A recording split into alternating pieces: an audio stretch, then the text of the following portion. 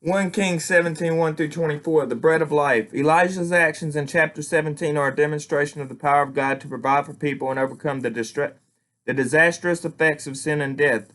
Through power given to him by God, Elijah multiplied a small amount of flour and oil in order to provide bread for the widow and her son for many days. God also worked through Elijah to bring the widow's son back to life after he became sick and died.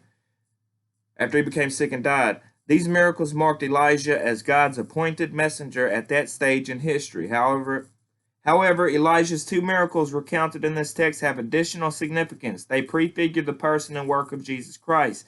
Jesus, as God's Son and appointed messenger, was personally able to turn a meager meal into a feast for multitudes.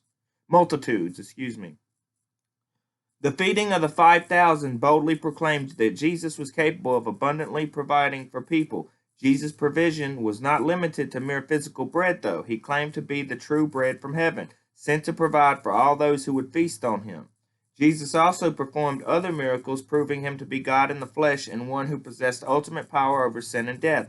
Like Elijah, Jesus brought the dead son of a widow back to life. Seeing the woman and having compassion on her, Jesus spoke to the son, and he sat up and began to speak. Luke 7:11 through 15. Jesus said that acts like these demonstrated that he was the Messiah who would bring healing and restoration to those broken by sin's consequences. Luke 7:18 through 23. The death of Jesus' friend Lazarus provided another opportunity for him to demonstrate the power he possessed. Unlike the widow's son Lazarus had been dead